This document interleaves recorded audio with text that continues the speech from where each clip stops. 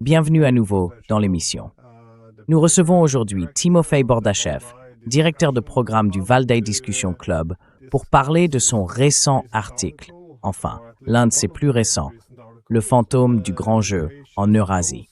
Je laisserai un lien vers l'article dans la description et je recommande vivement à tout le monde de le lire. Merci d'être avec nous. Merci Glenn, très heureux de parler avec vous. Ainsi, le grand jeu du 19e siècle occupe une place très particulière dans la pensée géopolitique. Il s'inscrit également dans le cadre plus large, je suppose, des idées de Halford Mackinder sur le Heartland eurasien, qui ont profondément influencé la politique britannique et américaine en matière de stratégie de confinement de la Russie et de gestion du jeu eurasien plus vaste. Mais il y a aussi, en ce moment, beaucoup de discussions sur un possible retour de ce grand jeu. Cependant, vous avez adopté la position inverse. Je me demandais si vous pouviez donner un peu de contexte sur ce qu'était le grand jeu, sa pertinence, et aussi pourquoi l'environnement géopolitique actuel est fondamentalement différent.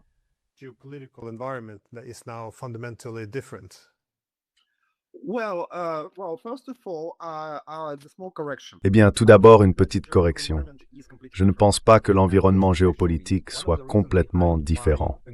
Et c'est en réalité l'une des raisons qui sous-tendent mes conclusions et mon hypothèse générale. La situation en Asie centrale, avant tout en raison de la localisation géographique de cette région, ne peut pas menacer la survie de la Russie. Elle ne peut pas menacer la survie de la Chine. Elle ne peut pas menacer la survie de l'Europe, ni, a fortiori, celle des États-Unis. Ainsi, le grand jeu, qui est apparu comme un élément très visible du débat intellectuel au XIXe siècle, doit être considéré comme l'un des premiers éléments d'un récit qui n'a pas de lien particulièrement fort avec la réalité de la politique de puissance. Au XIXe siècle, surtout après la guerre de Crimée et après le congrès de Berlin de 1868, la survie et la sécurité de la Russie et des empires européens indépendaient de la situation en Europe et de leurs relations sur le continent européen.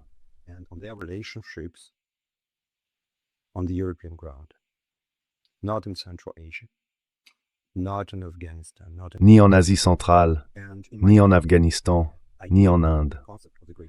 Et à mon avis, l'idée, le concept du grand jeu, nous a rendus réceptifs à ce récit précisément parce qu'il n'a aucun lien avec la réalité concrète. La Grande-Bretagne et l'Empire russe à cette époque étaient objectivement des alliés cherchant à restreindre leur autonomie et à limiter le rôle de l'Europe occidentale continentale. Et pour l'Empire britannique, comme pour l'Empire russe, il était très utile de trouver une zone où ils pouvaient rivaliser sans remettre en cause la partie la plus importante de leurs relations en Europe, contre l'Allemagne. La notion de grand jeu, comme nous le savons, a été introduite par un jeune aristocrate britannique voyageant dans l'émirat de Bukhara vers 1837-1840, dans l'une de ses lettres.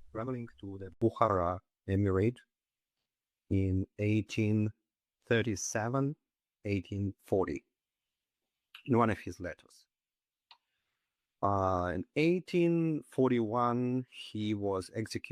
1841, il fut exécuté sur la place centrale de la grande et belle ville de Bukhara, sur ordre de l'émir de Bukhara.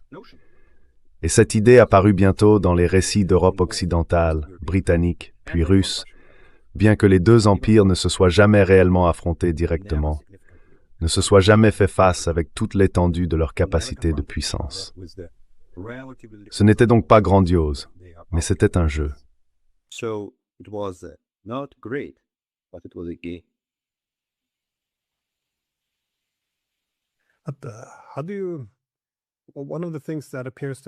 L'une des choses qui semble avoir changé cependant, c'est que lorsque nous avions l'Empire russe face à l'Empire britannique, par définition, les empires réduisaient l'autonomie des autres peuples. Mais aujourd'hui, nous avons des pays comme le Kazakhstan et l'Ouzbékistan qui s'en sortent très bien. On peut voir qu'ils disposent de beaucoup plus, je dirais, d'initiative et d'autonomie, même par rapport à la fin de la guerre froide. Comment les voyez-vous agir, cependant? Car ils ont leurs propres priorités, contrairement à, nous ne voyons pas ce genre d'autonomie au XIXe siècle.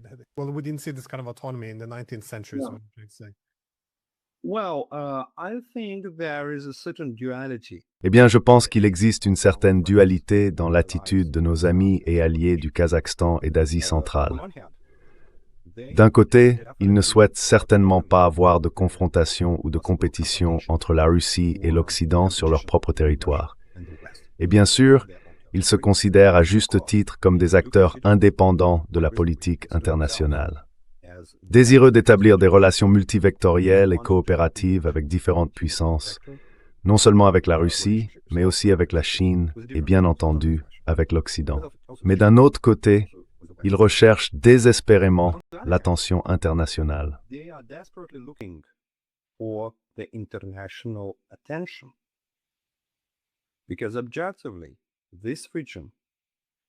Parce qu'objectivement, cette région ne dispose pas des ressources nécessaires pour être importante dans la politique internationale ou dans l'économie mondiale.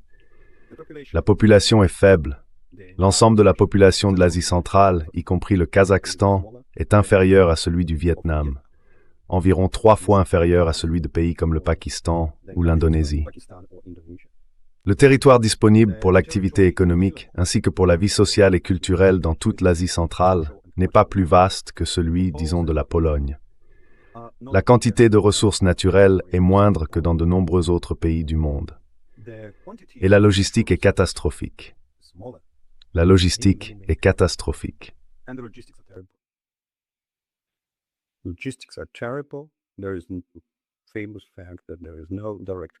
Il est bien connu qu'il n'existe aucune connexion directe avec les routes maritimes océaniques.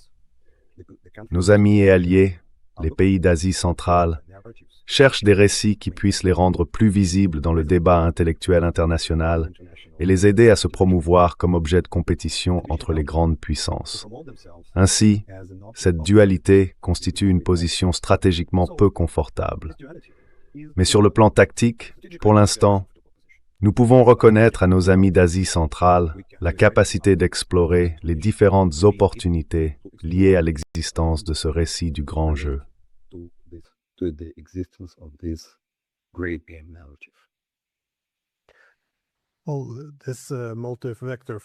Eh bien, cette politique étrangère à vecteurs multiples dont vous parlez, vous savez, on entend cela de la part de nombreux pays aujourd'hui, représente l'opportunité, dans un monde multipolaire, de s'entendre avec toutes les grandes puissances, voire de les opposer légèrement les unes aux autres, pour en tirer des avantages. Et l'on peut dire que le Kazakhstan, l'Ouzbékistan, tous deux y ont un intérêt. Mais cela soulève la question de savoir dans quelle mesure c'est réellement possible, car c'est, dans une certaine mesure, ce que faisait Yanukovych en Ukraine.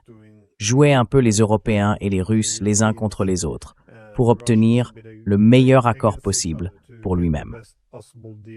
Mais ils ont fini par connaître un coup d'État, et se sont retrouvés en substance, transformés en État de première ligne. Et on peut aussi constater, du moins, l'Arménie a fondamentalement changé au cours des 2 dernières années, et l'Azerbaïdjan adopte également un ton très différent. Voyez-vous néanmoins la possibilité d'un équilibre idéal entre les grandes puissances, ou seront-ils, selon vous, contraints d'occuper une position de première ligne?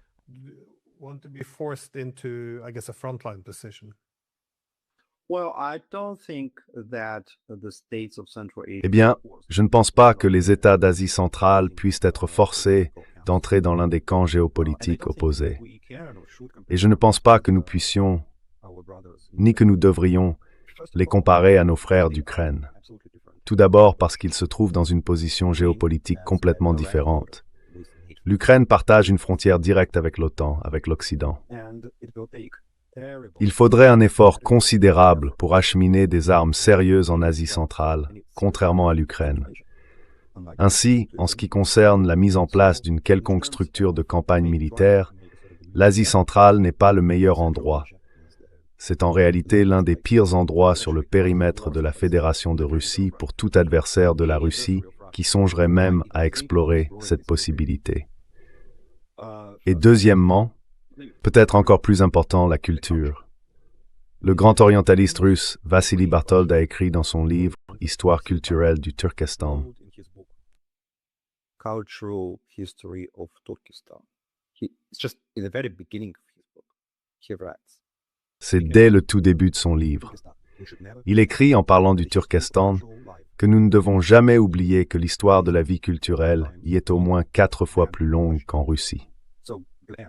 Alors Glenn, à l'époque où nos ancêtres, les tiens et les miens, ramassaient de la nourriture dans les profondes forêts d'Europe du Nord, les habitants d'Asie centrale menaient déjà des vies très civilisées, très cultivées, au sein des anciennes civilisations et des centres culturels des grandes villes.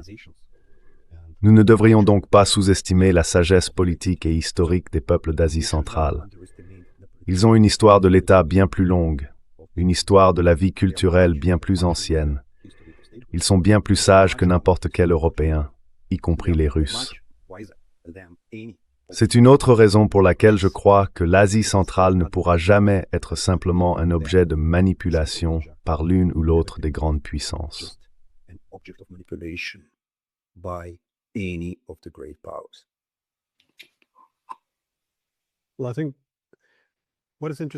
Eh bien, je pense que ce qui est intéressant dans la différence actuelle par rapport au 19e et 20e siècle, c'est qu'au 19e siècle, la Grande-Bretagne, puissance maritime, faisait face à l'Empire russe, puissance terrestre.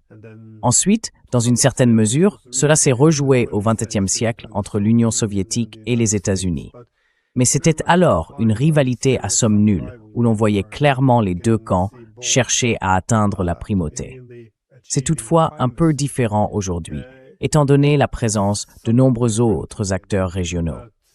Il est difficile de ne pas voir non seulement l'autonomie de ces États eux-mêmes, mais aussi celle de plusieurs autres grandes puissances.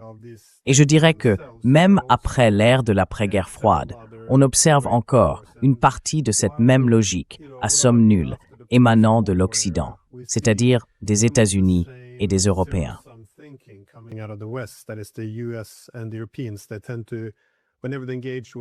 Ils ont tendance, chaque fois qu'ils interagissent avec les pays d'Asie centrale, à inclure dans leurs déclarations l'idée qu'il faut les libérer de la Russie ou d'une manière ou d'une autre, détacher les voisins de la Russie de celle-ci.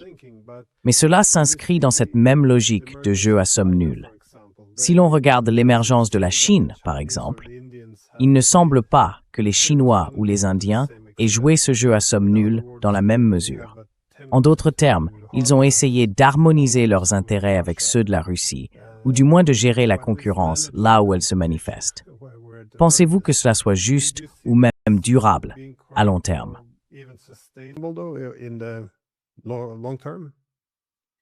Eh bien, bedenk c'est tout à fait storger.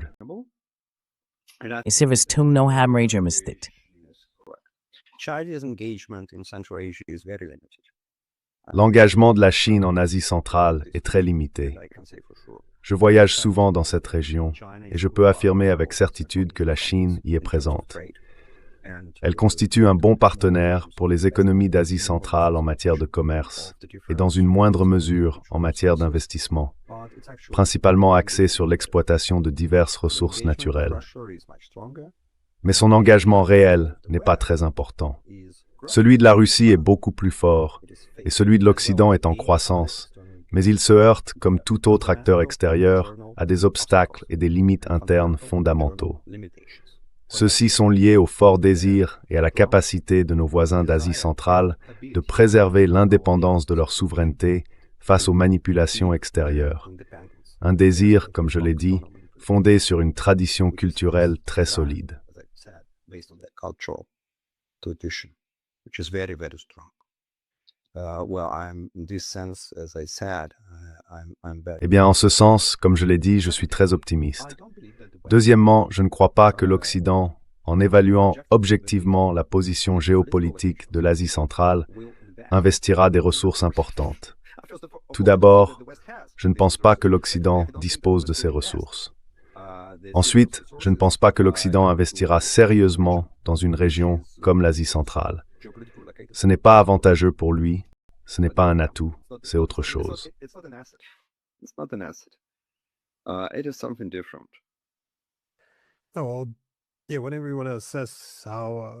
Oui, quand tout le monde demande combien de puissances vont s'y engager, on regarde toujours les intentions et les capacités. Et je pense que c'est probablement juste. L'Occident politique se fragmente également. Il n'a pas les moyens d'y investir. Et en termes d'intention, cela ne semble pas être une priorité élevée. On pourrait aussi soutenir que ce qui distingue la Russie d'aujourd'hui de celle des 19e et 20e siècles, c'est qu'il n'y a pas vraiment besoin, si l'on peut dire, d'équilibrer la Russie dans cette région, car elle n'a pas l'intention de poursuivre une hégémonie en Asie centrale.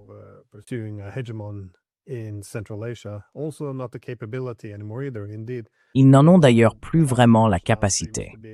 En effet, tout l'enjeu semble désormais être de gérer cette coopération et cette rivalité entre grandes puissances avec les autres États eurasiens. Pensez-vous que les BRICS et l'Organisation de coopération de Shanghai soient à la hauteur pour gérer non seulement la compétition ou la coopération entre Russes, Chinois, Indiens et autres, mais aussi pour préserver l'autonomie des États d'Asie centrale eux-mêmes, qui, comme vous le soulignez, possèdent une forte singularité culturelle? I understand. Well, I think not only for them, but also for us. Je comprends. Also for Russia. Eh bien, je pense que c'est pas seulement pour eux, mais aussi pour nous, pour la Russie également. Les deux organisations internationales que vous avez mentionnées, les BRICS et l'OCS, l'Organisation de coopération de Shanghai, sont très différentes des types d'organisations internationales que nous avions l'habitude de voir en Occident, comme l'OTAN ou l'Union européenne. Elles n'ont pas de direction unique. Elles n'ont pas d'hégémon à l'intérieur capable de structurer la coopération. Ainsi, la coopération au sein de ces institutions est très flexible et il n'y a pas de pouvoir ordonnateur qui la structure d'en haut. Je pense que c'est précisément ce que nous, Russes, apprécions dans l'OCS, par exemple, ou dans les BRICS, et ce que nos amis d'Asie centrale apprécient aussi, la flexibilité et l'absence de contrôle totalitaire sur leur politique étrangère. And the absence of totalitarian control over their foreign policies. So that is, in my view, quite a Eurasian. À mon avis, c'est une manière assez erratique de faire les choses. Vous savez, j'ai donné une interview il y a quelques mois et j'ai reçu une question relativement similaire d'une journaliste française. Elle m'a demandé quel est le principal avantage de l'OCS. Et j'ai répondu que l'avantage de l'OCS, c'est qu'elle n'a pas de dirigeant. Elle a été surprise. Elle m'a dit, comment peut-on avoir une organisation sans dirigeant? Pour elle, pour la journaliste française, c'était quelque chose d'absolument impensable, car elle a grandi dans ce récit centré sur l'OTAN et les États-Unis, selon lequel toute institution pour fonctionner doit avoir un chef, sinon elle ne fonctionne pas. Eh bien, bien sûr, il est plus difficile de vivre dans une société libre que de vivre dans des casernes militaires.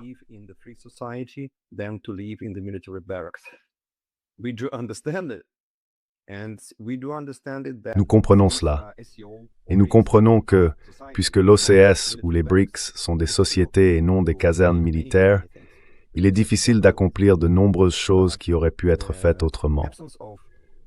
Mais l'absence de souveraineté et de liberté en Eurasie, à mon avis, n'est pas seulement inutile, elle est impossible.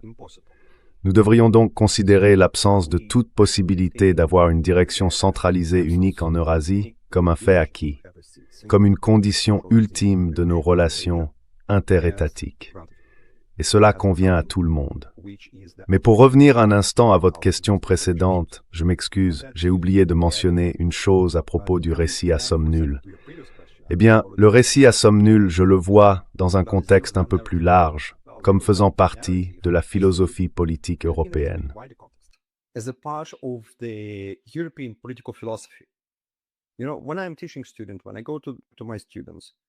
Vous savez, quand j'enseigne à mes étudiants, quand je vais à mes étudiants, ils sont russes, chinois, d'Asie centrale et viennent de nombreux autres pays. Je leur dis dès le premier séminaire que pour aborder une question donnée, il faut trouver un conflit, car sans conflit, il n'y a pas d'étude. Les gens de Chine ne comprennent pas cela. Les gens d'Asie ne comprennent pas cela. Parce que ma pensée et ma théorie des relations internationales, comme vous le savez, repose sur le jeu à somme nulle. Elle repose sur le conflit. Donc je ne blâme pas l'Occident pour sa pensée à somme nulle, pas plus que je ne blâme un prédateur de manger de la viande ou un végétarien de manger de l'herbe. Cela fait partie de la philosophie politique occidentale. Il n'y a rien à leur reprocher. This is a part of the Western political philosophy. There is nothing to blame them about. Yeah, well, it is interesting. Eh bien, c'est intéressant. La focalisation sur la centralisation du pouvoir au sein de ces institutions internationales. On pourrait dire que cela devient plus nécessaire lorsqu'il y a un adversaire extérieur à affronter. Je veux dire, si l'on regarde la Grèce antique, ce qui les a poussés à centraliser le pouvoir, c'étaient les Perses. Aux États-Unis, ils ont également centralisé le pouvoir lorsqu'ils ont commencé à interagir davantage avec d'autres grandes puissances. Et on peut dire la même chose de la communauté européenne, qui est devenue l'Union européenne. Une fois qu'ils se sont concentrés sur l'amélioration de leurs relations et de leur sécurité mutuelle, plutôt que sur la recherche de sécurité contre les non-membres, ils n'avaient plus besoin du même niveau de centralisation.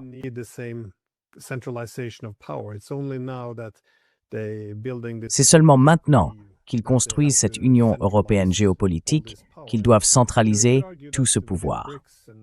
Et vous savez, on pourrait dire, au sein des BRICS et de l'OCS, le fait qu'il n'y ait pas de centralisation du pouvoir devrait rassurer les autres États, parce que, eh bien, il n'y a aucune chance que les Indiens et les Chinois s'allient contre les Américains, je suppose. Mais dans vos prévisions ou votre modèle pour l'Asie centrale, comment voyez-vous la guerre en Iran s'inscrire? Parce qu'elle semble avoir un impact très perturbateur, avec des conséquences imprévisibles. Pensez-vous que cela puisse affecter l'Eurasie de manière significative?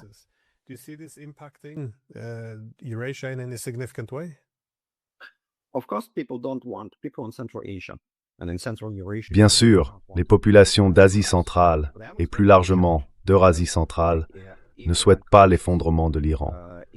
Pour elles, ce serait un défi, car si l'Iran s'effondrait, son territoire pourrait devenir une base pour divers groupes terroristes et extrémistes. Et connaissant les habitudes de nos homologues occidentaux, nous sommes absolument certains que les Américains ou les Européens exploiteraient cette occasion pour en tirer profit. Ainsi, la chute de l'Iran pourrait entraîner un changement majeur pour l'Asie centrale, surtout maintenant, alors que la situation en Afghanistan s'est relativement stabilisée et que le gouvernement de Kaboul est capable de contrôler la majeure partie du territoire ou de régler les conflits avec les États voisins causés par des problèmes frontaliers, comme avec le Pakistan ou le Tadjikistan.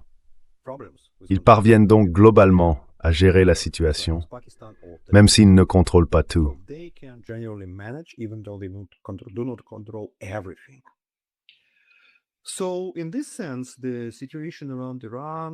Ainsi, en ce sens, la situation autour de l'Iran est perçue avec un certain sentiment de danger. Mais d'un autre côté, elle leur offre aussi des opportunités, car ils peuvent tirer profit de l'effondrement du miracle économique du Golfe Persique. Ils peuvent récupérer une partie de l'argent, attirer de nouveaux investissements qui autrement seraient allés vers les pays du Golfe. Et il existe également une nouvelle opportunité, une nouvelle chance, de construire le corridor logistique et de transport transafghan, puisque les routes commerciales nord-sud doivent encore être établies et développées. Maintenant, le flanc occidental, c'est-à-dire la situation entre l'Iran et Israël, semble devoir rester instable pendant longtemps, et cela ouvre de nouvelles perspectives pour des pays comme l'Iran, le Pakistan et les États d'Asie centrale également. Ces événements sont donc perçus avec des sentiments très partagés.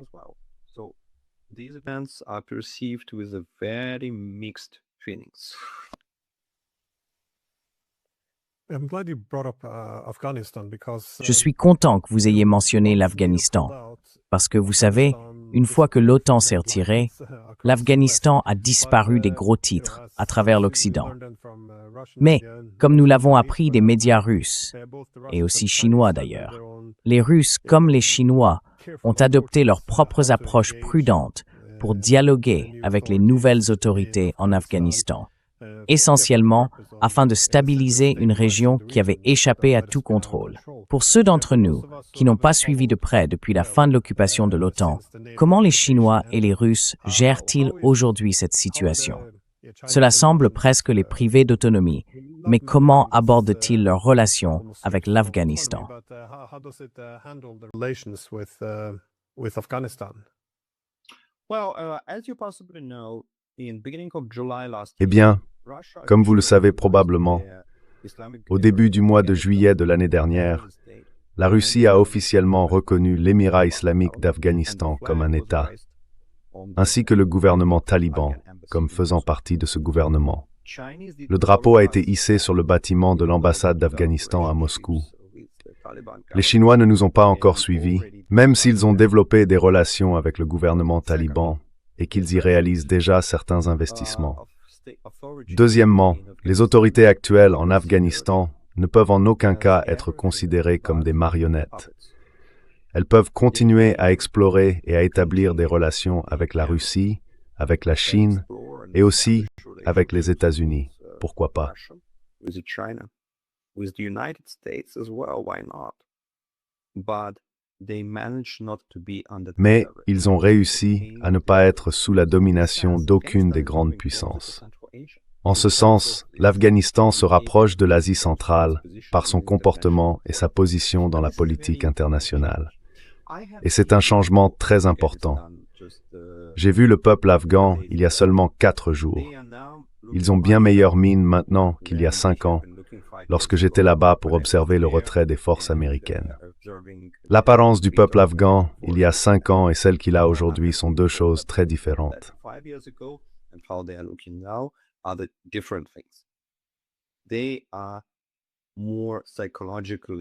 Ils sont plus forts psychologiquement, stables, calmes.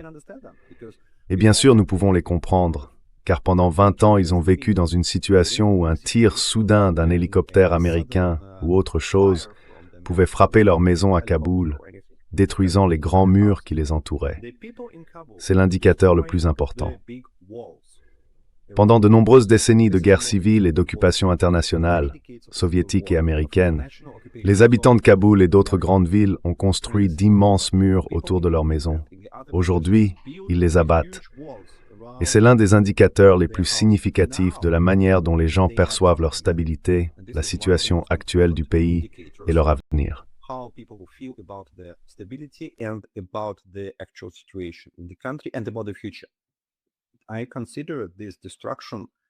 Je considère cette destruction des murs à l'intérieur des villes comme un indicateur très important. Bien que, bien sûr, nous sachions que l'Afghanistan reste très vulnérable à différents types d'activités terroristes et à des malentendus frontaliers avec le Pakistan, qui ont récemment provoqué des affrontements relativement importants, ils sont désormais entrés en négociation. Ainsi, la situation en Afghanistan est sous le contrôle du gouvernement, ce qui permet à la fois à la Chine et à la Russie de les contacter, de travailler avec eux et de comprendre que ce gouvernement possède pleinement le droit souverain d'engager et de coopérer avec toute puissance extérieure.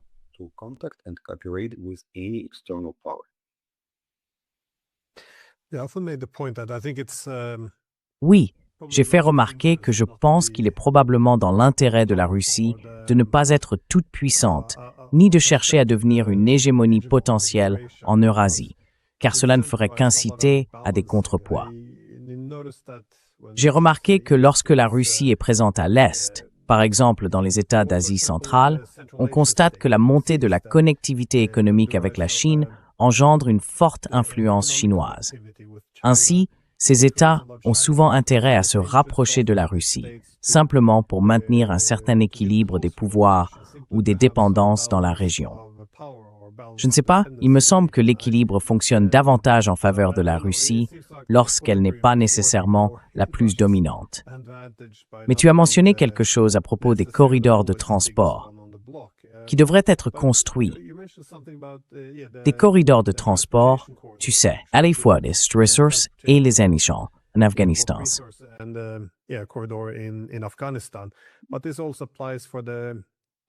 Mais cela s'applique aussi au reste de l'Eurasie. Et en effet, Si l'on se replonge dans le grand jeu, il s'agissait, dans une large mesure, de l'expansion des chemins de fer également. Plus tard, sous Alfred Mackinder, la préoccupation portait sur ces grandes lignes ferroviaires transcontinentales. Voyez-vous davantage d'investissements dans ce domaine dans les années à venir? Je veux dire, oui, les Chinois ont leur initiative des nouvelles routes de la soie, et les Russes, les Iraniens et les Indiens ont leur corridor international de transport nord-sud. Mais maintenant que nous voyons les corridors maritimes perturbés par le déclin relatif des États-Unis, avec le Venezuela, Cuba, les tentatives de détourner des navires russes et ce que nous observons dans le détroit d'Ormuz, pensez-vous que les corridors terrestres vont gagner en importance? Parce que cela renforcerait, je suppose, la pertinence de l'Asie centrale.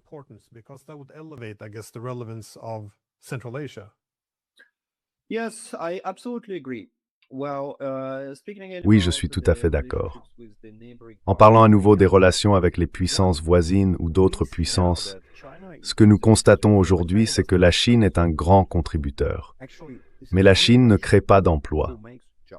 En réalité, seule la Russie offre des emplois aux habitants d'Asie centrale sur le marché russe. Nous créons des emplois.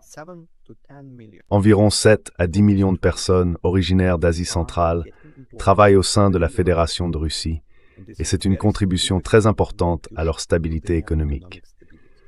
Ce faisant, la Russie devance largement tout autre acteur international en tant que contributeur, d'abord à la stabilité économique, et seulement ensuite aux affaires de sécurité. Car croyez-moi, nos amis d'Asie centrale disposent de leurs propres armées et forces de sécurité. They have armies and they have security forces. They can resolve those problems which can appear now. Ils peuvent gérer eux-mêmes les problèmes susceptibles de survenir aujourd'hui grâce à leurs propres forces de sécurité nationales et souveraines. Ils n'ont pas réellement besoin de la protection de la Russie. Ils ont besoin d'emplois. Et nous les aidons à créer des emplois pour les populations d'Asie centrale. En ce qui concerne le transport et la logistique, écoutez, le plus grand défi pour le développement de ces secteurs en Asie centrale, c'est que tout le monde pense qu'une fois le conflit entre la Russie et l'Occident résolu ou terminé, tout repassera rapidement par la Russie, contournant ainsi l'Asie centrale. Parce que nous avons le magnifique chemin de fer transsibérien, de merveilleux aéroports, une infrastructure remarquable et une grande expertise. Donc le lendemain de la paix en Ukraine.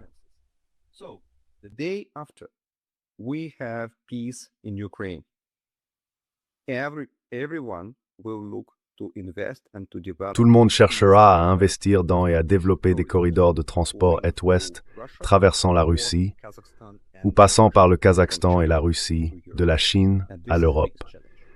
Et c'est là le plus grand défi. Les gens hésitent à investir parce qu'ils anticipent la paix en Europe, et c'est un problème.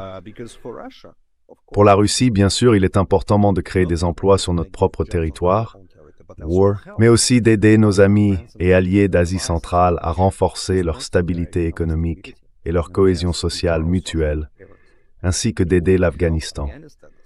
Car comme vous l'avez justement dit, nous n'allons pas occuper ces territoires. Nous allons faire ce que nous avons fait il y a 150 ans. Nous n'allons pas le répéter.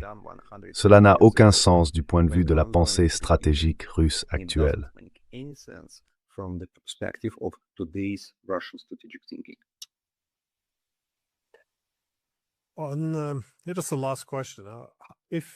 Juste une dernière question. Si le grand jeu n'est pas un bon modèle analytique pour comprendre ce qui se passe en Asie centrale, et j'imagine qu'il est un peu dépassé à bien des égards, quel serait selon vous le bon cadre d'analyse? Quelle serait une bonne manière d'évaluer ce qui s'y passe?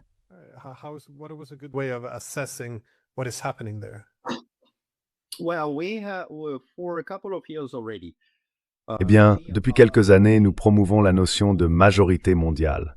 Le grand nombre de pays, dont l'objectif ultime dans leur réflexion stratégique est de prendre leurs propres décisions, décider eux-mêmes avec qui commercer, négocier et renforcer leurs relations politiques. En ce sens, je pense que les États d'Asie centrale sont très similaires à ceux du Moyen-Orient, de l'Asie du Sud-Est, en réalité, à tout État faisant partie de la majorité mondiale. C'est un bon cadre d'analyse. Ils recherchent la liberté de choix, et nous devrions le reconnaître en Russie, en Chine et en Occident, que pour eux, le but ultime de la stratégie est la liberté de choix. Nous devrions orienter notre politique sur la base de cette compréhension claire.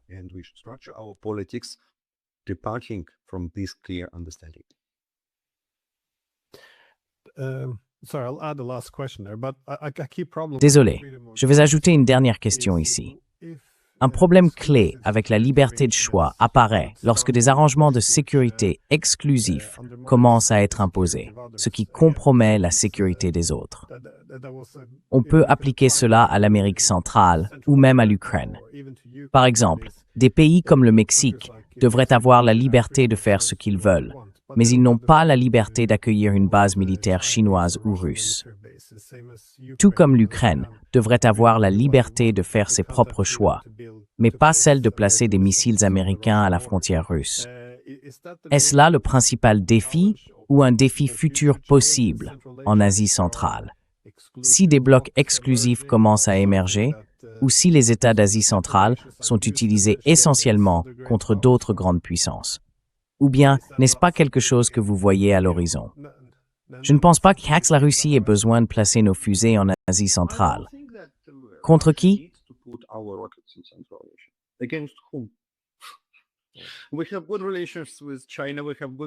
Nous entretenons de bonnes relations avec la Chine.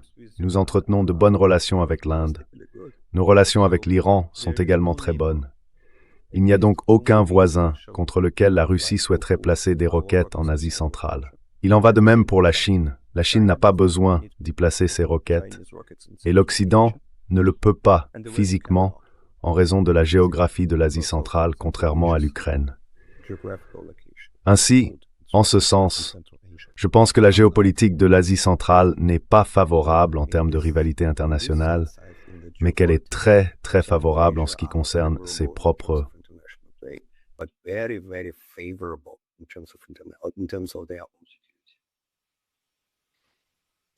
Good response. Bonne réponse. Eh bien, merci beaucoup d'avoir pris le temps. Encore une fois, je laisserai l'article dans la description pour ceux qui souhaitent le lire. Article in the description for those who would like to read it.